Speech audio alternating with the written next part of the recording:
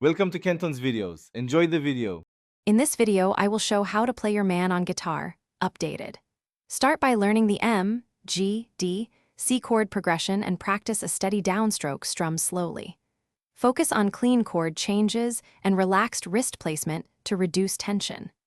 Add the vocal melody after the rhythm feels solid, and use a metronome to lock timing while increasing tempo in small increments during each practice session.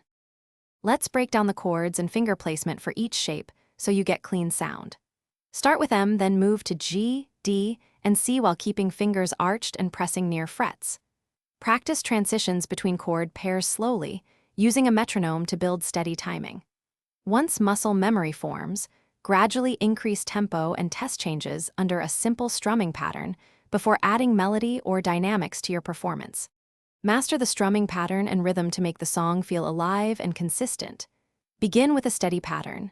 Down, down, up, counting beats aloud and tapping your foot to internalize timing. Accent the second and fourth beats slightly for groove, and practice palm muting to add texture. Record short sessions to catch timing slips and refine dynamics, keeping practice frequent but brief so progress stays steady and enjoyable. Thanks for watching. Consider subscribing if we helped you.